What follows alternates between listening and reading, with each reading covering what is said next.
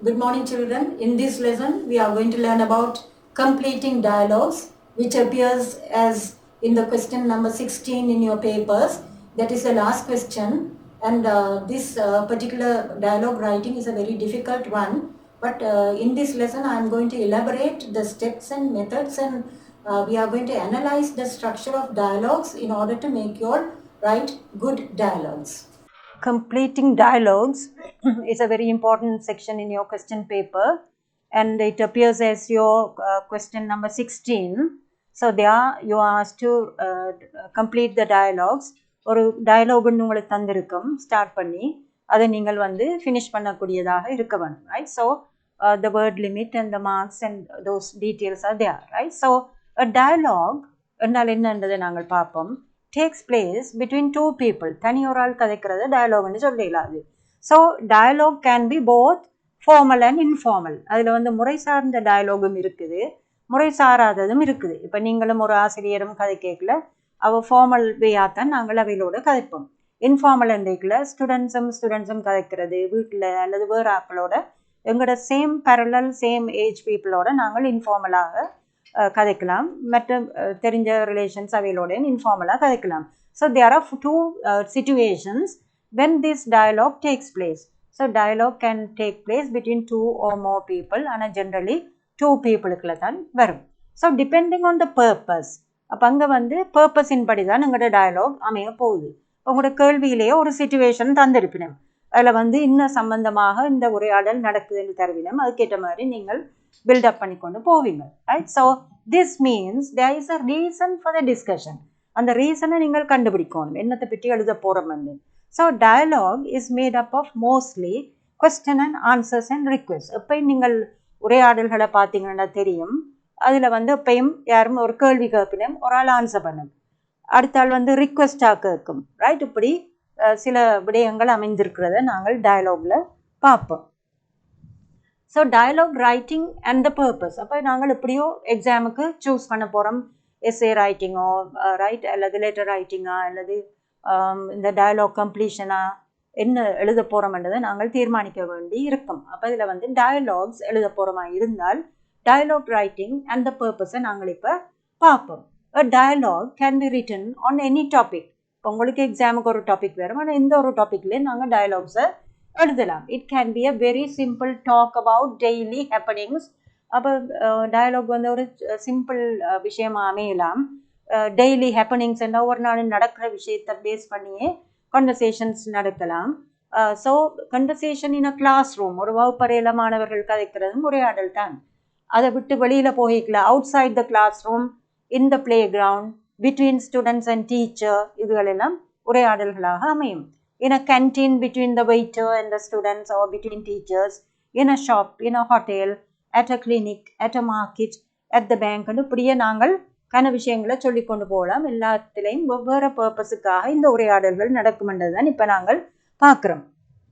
So dialogue ரைட்டிங்க்கும் ஒரு structure இருக்குது, right? எப்படி நாங்கள் எழுதணும்? ஒரு டயலாகை நீங்கள் பார்த்தோன்னே இது டயலாக்னு சொல்கிறீங்க.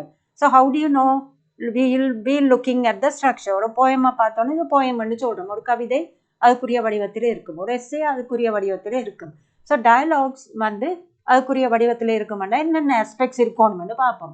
Dialogues can be part of a story. ஒரு கதை புத்தகத்தில் நீங்கள் வாட்சோன்னு போய்க்கலே உரையாடல்கள் வரும்போது உரையாடல்ன்ற அமைப்பில் அது வாரதை நீங்கள் பார்க்கலாம். ஏன்னா பிளேன்றது நாடகத்தில் நிறையவே உரையாடல்கள் இருக்கும், ஒரு மூவி ஒரு படத்திலேயும் அப்படித்தான். So dialogues can be just a sentence. சில இடங்களில் பார்த்தீங்க ஏ என்றவர் ஒரு வாக்கியம் சொல்லுவார், தென் பி என்றவர் ரெண்டு பேரும் உரையாடினம். So A and B are talking to each other. அப்போ A will say hi how are you என்று சொன்னால் தென் இவர் சொல்லுவார் I am fine how are you என்று கேட்குறது, right? So A and B are talking just one sentences. அப்படி இல்லாமல் 2 or 3 sentences சொல்லுவீங்களா இருந்தால் அது வந்து ஏ சொல்கிற வாக்கியமாக இருந்தால் தொடர்ந்து ஏயினுடைய வாக்கியங்களாக வந்து முடிந்து பிறகுதான் பி என்று போட்டு நீங்கள் அடுத்தவற்ற உரையாடலை எழுத போகிறீங்க. ஸோ ஏ என்ன சொல்கிறாரோ அவ்வளோ அதுக்குள்ள வரணும். So I am just giving it as an example. So always remember that each character's dialogue, no matter how short or long, has to be written on the next line. அப்போ இப்போ உங்களுக்கு தெரியும் நீளமாக இருந்தான குறுகியதாக இருந்தான ஒருவருடைய உரை முடிந்ததும் அடுத்தவற்ற உரையாடல் தொடங்குதென்றால் அடுத்த லைனில் நாங்கள் எழுத வேண்டும். ஸோ திரும்பவும் சொல்லப்படுது, no two dialogue should appear on the same line. ஒரே லைனில் ஏ ஹலோ ஹவாயூ ஒன்றைக்குள்ள பி சொல்கிறதையும் அதில் சேர்த்து எழுதினால் அது ஒரு paragraph மாதிரி போகுமையுடைய that will not appear as a dialogue. So if the dialogues are one-liners, you can write them one after the other. ஒன்றின் பின் ஒன்றாக எழுதி கொண்டு போகலாம். On the contrary, மாறாக, if each of your characters are speaking in chunks, சில வழியில் பார்ப்பீங்கள் ஒரு ஆள் கேட்டுக்கொண்டே இருக்க வேண்டியது மற்றால் நிறைய சொல்லிக்கொண்டே இருக்கும். அப்படி வர இடங்களில் ஷார்ட் ஆர் லாங் பேராகிராஃப்ஸாக வரும். நவ் ஒரு ஆள் கேட்குது, can you tell about the admission procedure to the universities என்று சொல்லி கேட்டால் அது சொல்லத்தானே வேண்டி வரும். First you have to apply, then you have to apply to the UGC, then you should select and அப்படி என்று ஒரு பந்தி அங்கே வரத்தான் போகுது. ஸோ அவர் முடிக்கும் வரைக்கும் அந்த லைன் அப்படியே ஓடி அடுத்த லைனில் தான் நீங்கள் திருப்பி ஓகே தேங்க்யூ அல்லது I would like to get more information from you, can you tell about அந்த விஷயங்களை நீங்கள் கேட்கலாம். So it is mandatory that you show the difference by using and optimum line spacing. எப்படித்தான் நீங்கள் எழுதினாலும் லைன் ஸ்பேசிங்கை நீங்கள் விட்டு விட்டுத்தான் டயலாக் எழுதணும். நாங்களும் அது பார்க்க போகிறோம். ஸோ அதுக்குள்ளேயும் டயலாக் டேக்ஸ் என்று இருக்குது. டயலாக் எழுதுறதுல வர பிரச்சனை என்னென்னால், இந்த நீங்கள் அடுத்த பந்தியில் பார்த்தீங்க, Ruben invited me to the football game but I wasn't able to go, Parani said. இப்போ இதில் பார்ப்பீங்க எத்தனையோ அடையாளங்களும் இங்கே பாவிக்கப்பட்டிருக்குது. All those punctuation marks, quotation marks எல்லாமே முக்கியமாக இருக்குது. And also capitalisation.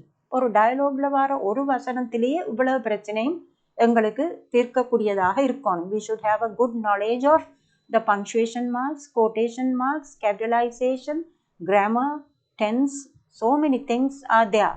எல்லா எழுத்து விடயங்கள்லையும் அது இருக்குது. For all the writing skills, we need to know all this. சரி, அப்போ நாங்கள் first paragraph, the dialogue tag tells us who is speaking. You can place the dialogue tag before, after, or in the middle of the quoted dialogue. அப்போ எழுத போகிறோம், எங்களுக்கு தெரியல அப்படி quotation mark எங்கே போடுறது, எப்படி போடுறது, ஆரம்பத்திலையா முடிவிலையா நடுப்பகுதியா, எல்லாமே பாசிபிள்ன்றதை தான் இப்போ பார்க்க போகிறோம். So we'll look at this. ஒரு விடயத்தை தான் 3 விதம் 4 விதமாக நாங்கள் இங்கே பார்க்க போகிறோம். Ruben invited me to the football game but I wasn't able to go, Parani said. இப்போ பெரணி செட்ன்றது பெரணி சொன்னான்.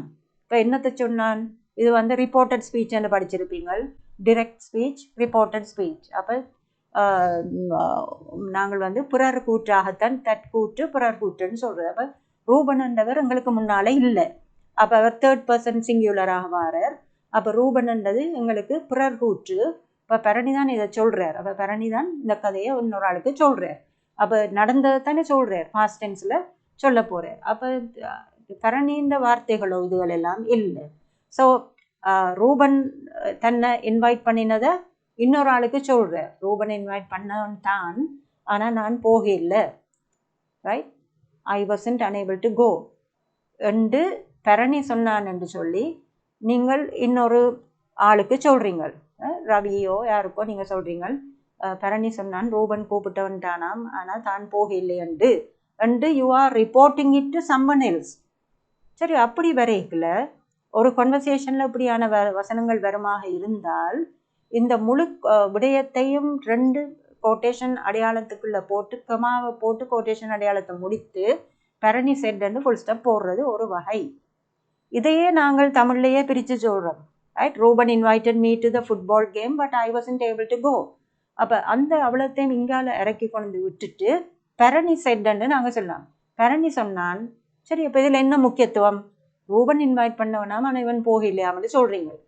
இன்னொரு இடத்துல சொன்னால் பெரணி தான் சொன்னவன் சொல்கிறோம் தானே. அப்போ பெரணி செட், பெரணி சொன்னான், ரைட். ஸோ அங்கே இறுக்கம் அழுத்தம் கொடுக்கப்படுது. Then the 3rd one, Ruben invited me to the football game, comma, Parani said but I wasn't able to go. அப்போ இங்கே நாங்கள் 2 கோட்டேஷன் மார்க்க சொல்ல போகிறோம். இதெல்லாம் பிறர் கூற்றாக சொல்லப்படுது.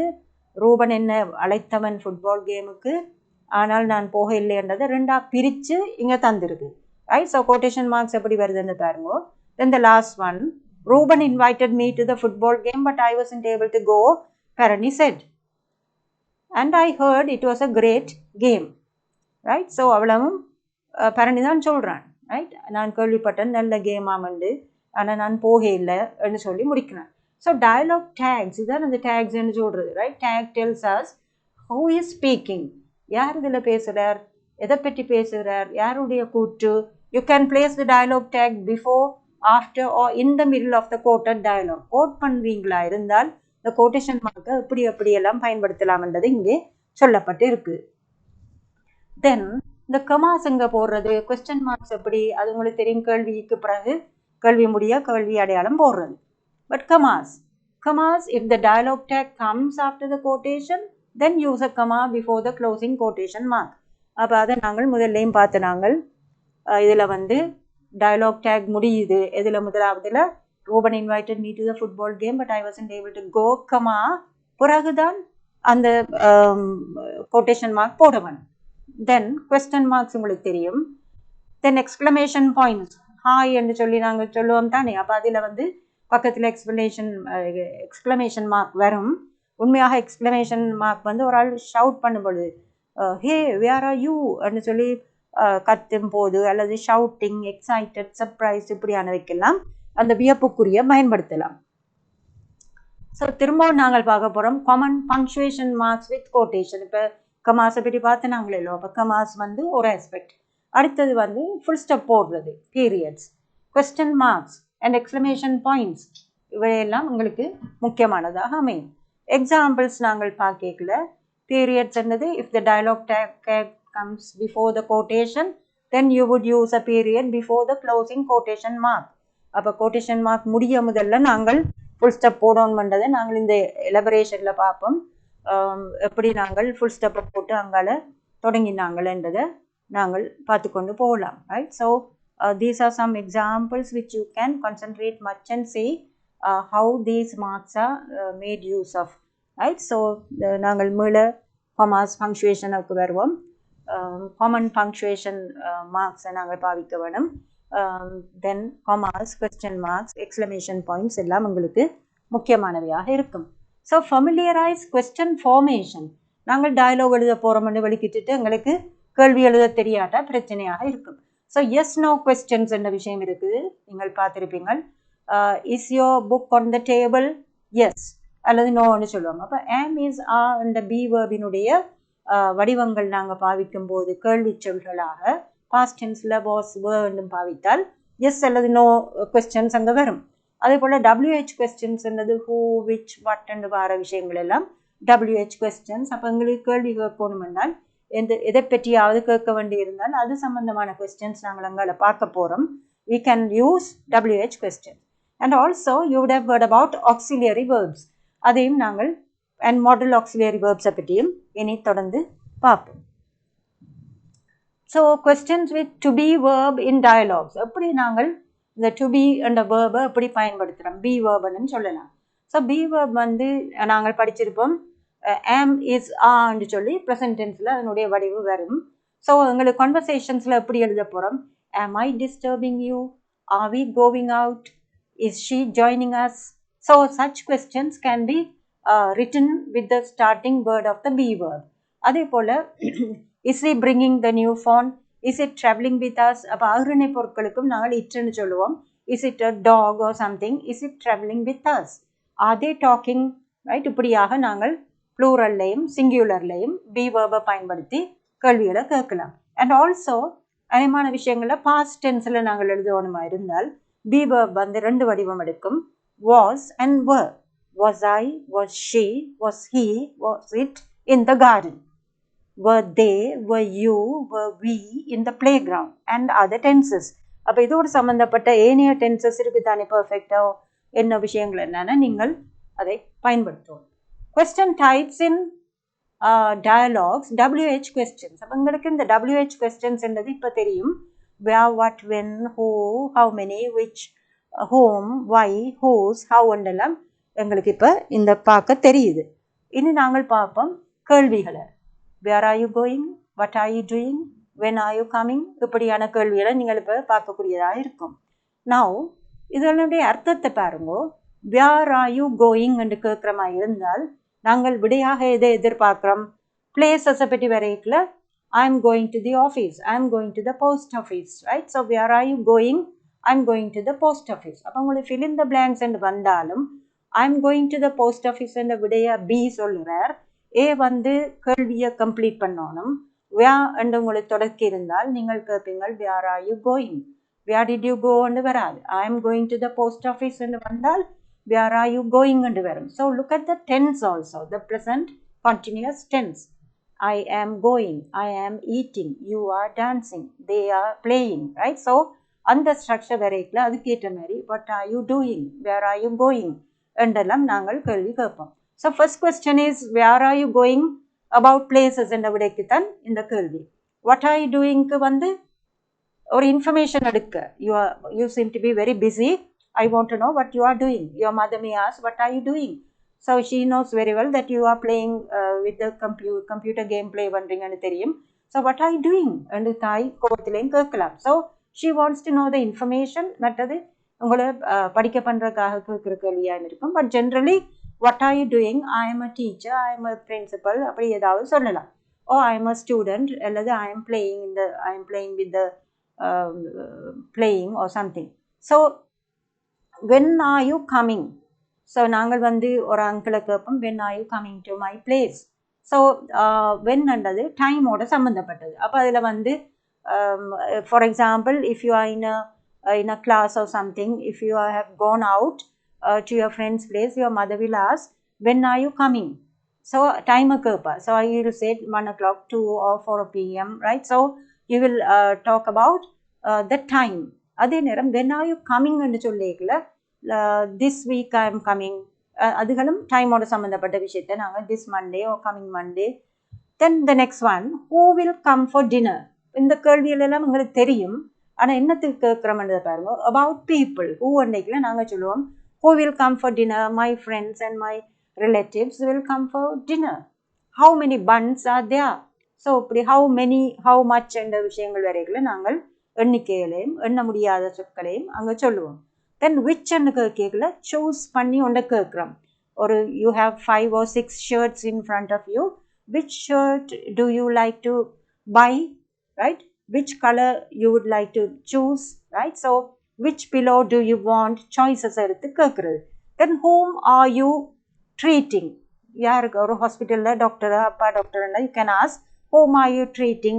so you can ask your father about the patient. why are you crying? reason. why என்று வரதெல்லாம் reason. whose book is this? right? யாருடைய உடைமையில் உள்ளதோ அதை கேட்கிறோம். right? how are you building? ஒரு process. right? how are you making? how are you building? how are you preparing? அந்த ரெசிபியையோ அல்லது ஏதோட நாங்கள் மேனரை சொல்ல போகிறோம். right? so you can see how to construct questions based on these particular matters. ஒரு பிளேஸை பற்றி கேள்வி, get information about time, about people, find numbers, choices, about people again, and reason, possession, process. இதெல்லாம் உங்களுக்கு நன்றாக தெரிந்தால் நீங்கள் டயலாகை பில்டப் பண்ணி கொண்டு போயிடல நீங்கள் கேட்கலாம் why are you worrying, why are you crying, what happened to you, right? so what did the teacher say, what did your mother say, right? so these questions will come in your mind quickly with the aspects that are related to them. then also questions with auxiliary and model auxiliary verbs in dialogues. இப்போ நாங்கள் உரையாடும் போது நடுகவே நாங்கள் who, what, when என்று கேட்டுக்கொண்டிருக்க மாட்டோம். எங்களுக்கு சில வேளையில் விதமாக உரையாடி கொண்டு போய்க்கல நாங்கள் கேட்போம் can you swim? we are going to the beach, can you swim? could you bring the basket? may I come with you? right? so you must bring the violin, right? you ought to consult your father. shall we go? should you go? will we reach the place in time? would you like to join us? இப்படியான கேள்வியெல்லாம் நாங்கள் உரையாடல் தடை பலவிதமாக நாங்கள் construct பண்ணி கொண்டு போகலாம். ஸோ be, have, do இவைகளெல்லாம் ஆக்சிலரி வேர்ப்ஸாக இயங்கும். மாடல் ஆக்சிலியரி என்றது ஒருவருடைய கெப்பாசிட்டி, ஒருவருடைய இயலும் தன்மையை எடுத்து விளங்கப்படுத்துவதான அதுக்கு உரித்தான சொற்களாக அவை அமைந்திருக்கும். ரைட்? ஸோ ஆக்சிலரி வேர்ப்ஸில் வந்து பி இந்த ஃபங்க்ஷன் பார்த்து நாங்கள் have உங்களுக்கு தெரியும், have, has என்ற வடிவங்கள் இருக்குது. had என்ற பாஸ்ட் டென்ஸ்லேயும் அதை பயன்படுத்தப்படும். do என்ற கொஸ்டின் does என்று வரும், did என்று வரும். Right? So all these are auxiliary verbs. ஏன் auxiliary என்று சொல்கிறோம்? அவைகள் எல்லாம் துணை வினைகளாக இயங்கும். துணை வினை என்றது, இப்போ நாங்கள் ஒரு வசனம் சொல்கிறோம், ஐ மேக் கேக்ஸ் என்று சொல்கிறேன். இப்போ இன்னொரு ஆள் என்னட்ட ஏதோ கேள்வி கேட்டதுக்கு தான் நான் சொல்கிறேன், I make flowers or cakes ஏதோ ஒன்று சொல்ல போகிறேன். ரைட்? ஸோ அதில் வந்து மேக் யூ கேக்குன்னு கேட்கலாது. அப்போ அங்கே எங்களுக்கு என்ன தேவைப்படுது? do you make cakes? what do you make? Right? So அதை வச்சு கேக்குன்றதை வச்சுக்கொண்டே கேட்கலாம். ஆனால் ஐ மேக் கேக்ஸ்ன்னு வந்துட்டுதல்லோ, அப்போ do you make வேற ஒரு விஷயத்தை சொல்ல, no I make cakes only. Right? So அப்படி கொஸ்டின்ஸ் எல்லாம் வர்றது ஆக்சிலியரி. அதெல்லாம் நீங்கள் கிராமரில் அவற்றையெல்லாம் சரியாக படித்தால் தான் then you should be able to construct good sentences for a good dialogue. Then quotation and punctuation mark இப்போ நாங்கள் நாங்கள் உதாரணங்கள் எல்லாம். So use single quotes. அப்போ நீங்கள் பார்ப்பீங்க சில இடத்துல ஒற்றை அடையாளம் போட்டிருக்கு, சில இடங்களில் இரட்டை அடையாளம் போட்டிருக்கு. ரைட்? ஸோ இங்கே நீங்கள் பாருங்க, எக்ஸாம்பிள் கீழே தந்துருக்குது, the boss said work smarter not harder. சரி, அப்போ நான் ஒரு ஆளுக்கு சொல்கிறேன், இந்த பாஸ் சொன்னார். அப்போ அது ஒரு பெரிய கோட்டேஷன் மார்க்கோட தொடங்குது. ஏனென்றால் இது reported speech. I am reporting about what my boss said. அப்போ அது ஆரம்பிக்கலே பிறர் கூற்றாக தொடங்குறபடியால் த பாஸ் செட், இந்த பாஸ் சொன்னார், அவர் சொன்ன விஷயத்த சிங்கிள் கோட்டேஷனுக்குள்ளே போடுறதுக்கு பாருங்கோ, ஒர்க் ஸ்மார்ட்டர் நாட் ஹார்டு. அவ்வளோ ஒரு ஸ்ட்ரக்சர் தான். இடையில ஒரு கமா வருது. என்னென்றால் ideas are separated. Work smarter comma not hard. ஸ்மார்ட்டாக ஒர்க் பண்ணணும், ஆனால் ஹார்டாக இல்லை என்று சொல்லி பஸ் சொன்னார். அப்போ அவர் சொல்லி முடித்த அந்த வசனத்துக்கு பிறகுதான் கோட்டேஷன் மார்க்கை கொண்டு முடிக்க போகிறோம். ஸோ அதுக்குள்ளே என்னென்ன நடக்குது? த பாஸ் செட்ன்றது செப்பரேட் பண்ணணும் with a comma. Work smart not ஹார்டை வந்து விதின் சிங்கிள் கோட்டேஷன். அது முடிய ஒரு ஃபுல் ஸ்டாப் போட்டு பீரியட்னு சொல்கிறது. You have to put a full stop. Then இவ்வளோத்துக்கும் கவர் பண்ணித்தான் கடைசியில் கொண்டு போய் நாங்கள் மேற்கோள் புரிய முடிக்க போகிறோம். ஸோ இது அநேகமான ஆட்களுக்கு சிக்கலாக இருக்கிறது. You learn it in a clear manner so that you will not make any mistakes regarding this. Right? So use single quotes, அந்த விஷயங்கள் தான் நீங்கள் விளங்கப்படுத்தி இருக்குது. Punctuation marks inside the single கோட்ஸில் பார்ப்பீங்க, பங்க்சுவேஷன் அப்படி போட்டிருக்குது. And also an important and interesting thing is, நாங்கள் எப்படி பேசுவோமோ, right, any language we shorten the language. ஒரு தமிழில் நாங்கள் கதைக்கும்போது, தமிழ் மொழியில் நான் பேசும்போது என்று சொல்கிறேன், தமிழில் நான் கதை கேட்கல. ரைட்? ஸோ தமிழில் கதை கேட்கல. அப்போ உங்களுக்கு தெரியும், சொற்கள் எல்லாம் அங்கே வெட்டுப்பட்டு ஷார்ட்டாக சொல்கிறோம். Other person can understand because he being or she being Tamil, she will understand. Right? So any language ஷார்ட்டாக நாங்கள் சொல்லலாம்.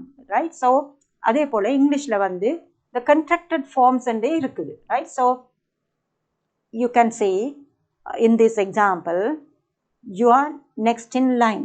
You apostrophe re என்று போட்டிருக்கு. அப்போ உங்களுக்கு தெரியும் அதில் ஏதோ ஒரு சொல் இல்லைன்னு சொல்லி. You are next in line for a promotion. Can you believe it? So you are next in line for a promotion. Can you believe it? So அதில் வந்து நாங்கள் மினக்கட்டு you are என்று ஃபுல்லாக எக்ஸ்பிளைன் பண்ண வேண்டிய அவசியம் இல்லை. You don't need to use the expanded form of are there. அப்போ அந்த ஆல வர ஏ இல்லாமல் போகிறபடியால் எங்களோட ப்ரனன்சியேஷனும் மாறுது, அடையாளமும் நாங்கள் போடத்தான் வேணும். So that's why we are putting an அப்போஸ்ட்ரஃபின்னு சொல்கிறது. Right? So you apostrophe r e you're. Right? So எப்படி யூஆர்ன்னு சொல்கிறோமோ அது போல் யூஆர். ரைட்? ஸோ கொஞ்சம் நாங்கள் இழுத்து அந்த ப்ரனன்சியேஷனை சொல்கிறோம். You are next in line, right, for a promotion. Can you believe it? இந்த சொற்களை குறிக்க இயலாது. கேன் யூ பிலீவ் இட்டை வந்து நாங்கள் வெட்டி சின்னனாக்க இயலாது. So contracted forms and expanded forms என்று நீங்கள் படிக்கல. She is brilliant, she apostrophe s, she is brilliant. Right? எங்கே நாங்கள் அழுத்தி சொல்லணுமோ அங்கே ஃபுல் ஃபார்மை சொல்லலாம் உரையாடலையும். Otherwise you can make use of these commas and the contracted forms which are very important in your dialogues. So we are now looking at this particular one. இதில் வந்து உங்களுக்கு இது உங்களோட புக்கில் இருக்குது, pupils book page number 59, a moment of fun dialogue ஒன்று இருக்குது பாருங்க. ஸோ லெட்ஸ் வாட்ச் அ ட்ராமான்னு தொடங்கி இருக்குது. ஸோ அதில் எங்களுக்கு தெரியும் ஒரு ட்ராமாவை பார்ப்போம்ன்றது தான் அந்த தலையங்கமாக இருக்குது. So how connectedly they are conversing, how the conversation goes on in a very smooth manner, interesting manner. Hi, where are you going? What's in that box you are carrying? Right? So பாருங்க எப்படி கதைப்போமோ அதை கேட்ட மாதிரி சுருக்கி எழுதுவானு. What's in the box? What's in that box? Right? What is in that box என்று கேட்காம what's in that box. அப்போ எழுதியக்கில் நாங்கள் இப்படி எழுத விருப்பம்னா we should make use of the apostrophe. Then அந்த ஹாய் என்ற பக்கத்தில் நாங்கள் பார்ப்போம் there is a exclamation mark. Right? So hi என்று ஒளி கேட்கல, அதுக்கு பிறகு ஃபுல் ஸ்டாப் ஒன்றும் வராது. பிறகு நாங்கள் கேபிட்டல்லையே எழுத போகிறோம். where are you going? கேள்வி அடையாளம். அப்புறம் watts in that box you are carrying. அப்போ மினூரி வந்து 2-3 வசனங்களை சொல்கிறா. அதெல்லாம் சொல்லி முடித்த பிறகுதான் நாங்கள் ரிஸ்னா வந்து என்ன சொல்ல போகிறான்றதுக்கு இடம் விட்டு எழுத வேணும். Right? we are preparing for the drama competition. I'm taking some costumes for the actors. அப்போ சொல்ல நான் அவைக்கான உடுப்புகள் எல்லாம் கொண்டு போகிறேன். I am taking சொல்லல, I'm சொன்னபடியா apostrophe வருது. Then Minori says, what drama competition? Is your class organizing one? இப்படியான வசனங்களை எழுத நீங்கள் வாசித்து புக்லேயும் இருக்குது. கான்வர்சேஷன்ஸ் எக்ஸாம் பேப்பர்ஸ்லேயும் எத்தனை விஷயங்களில் கான்வர்சேஷன் டைப்ஸ் வருது. அவற்றையெல்லாம் பயின்றீங்கள் என்றால் உங்களுக்கு சுலபமாக இருக்கும். இது இந்த கண்டினியூஷன் இனி பார்ப்போம். amount of fun. ரீசனா சொல்கிறா, no, not our class. Right? So it is the annual inter-house drama competition. இதில் பாருங்க இப்படி தலையங்கம் கேபிட்டலைசேஷனை பாருங்க.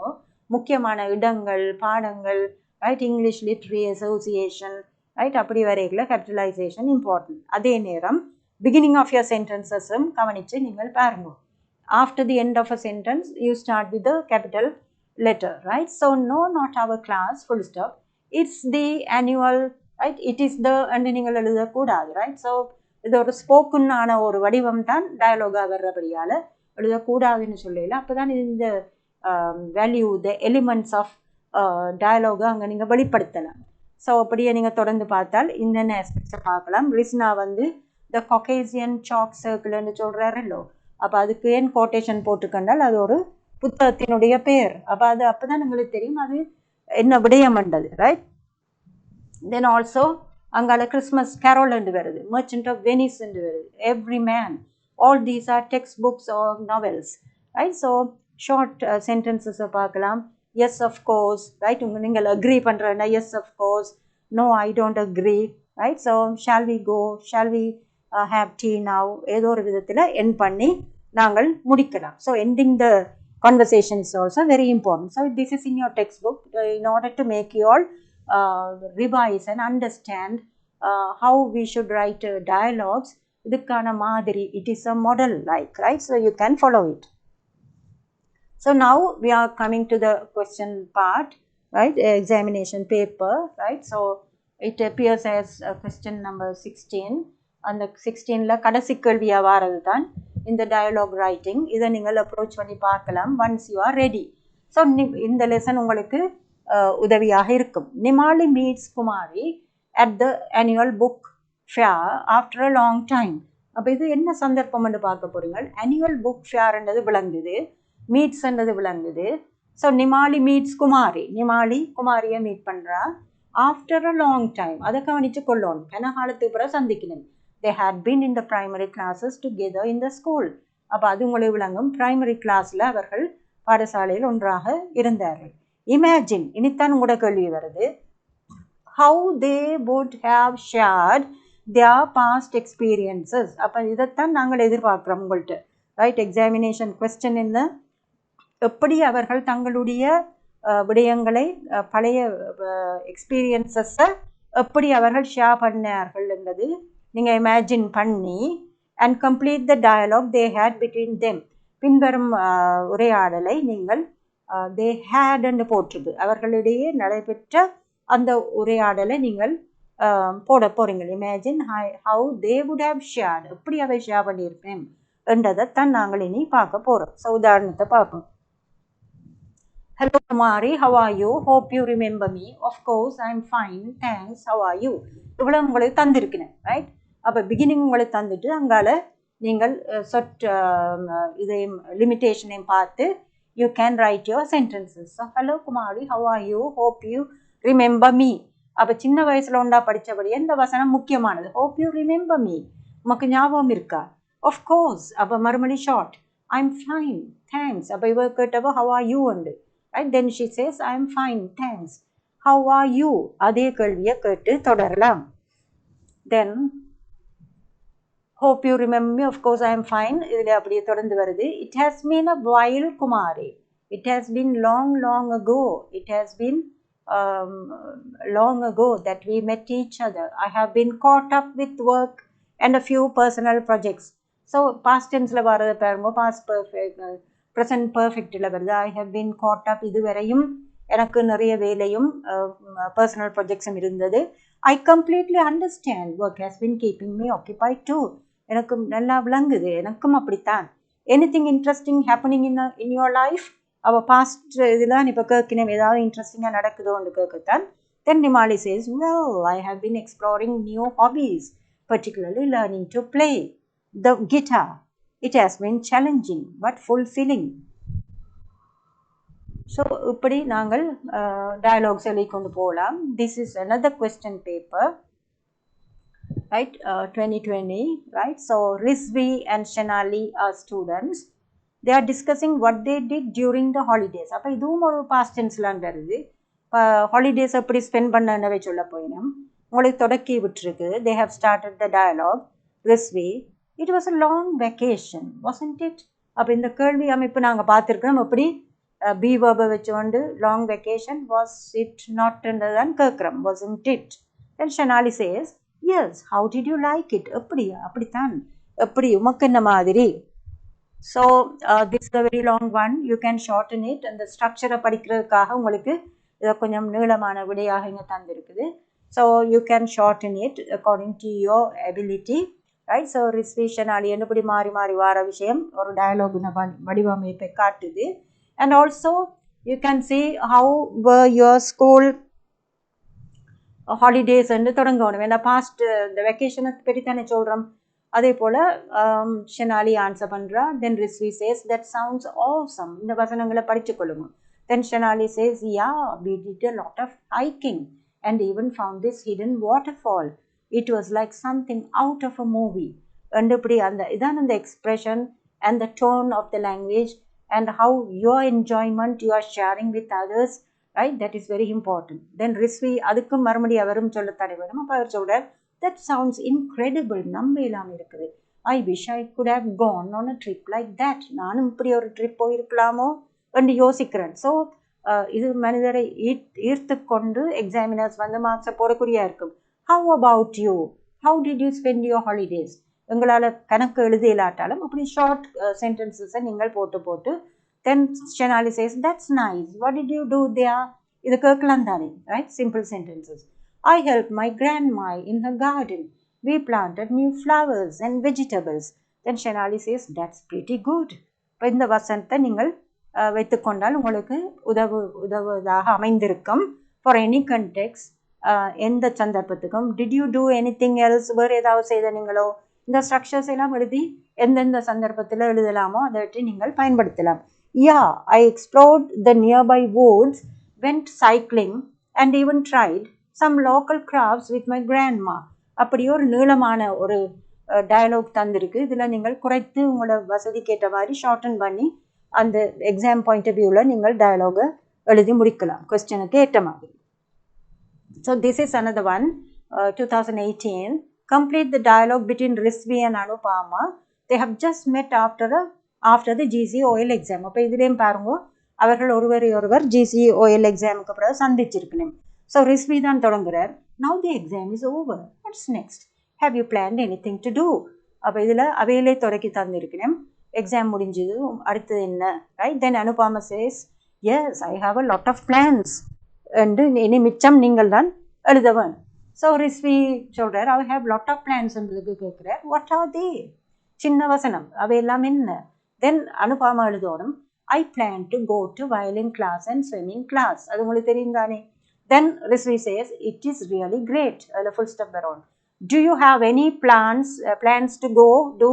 அப்போ அனுபாமா தண்டை டேர்ன் வரைக்கில் கேட்குறா, உனக்கு என்ன பிளான் இருக்குது? I did not plan any thing. நான் ஒரு பிளானும் போடையில. அப்போ இது negative sentence. I did not plan any thing. right? So, but my father told to do diploma in information and technology, say another. Anupama then says, that's good. Short sentences about it's really good. What are they? That's good.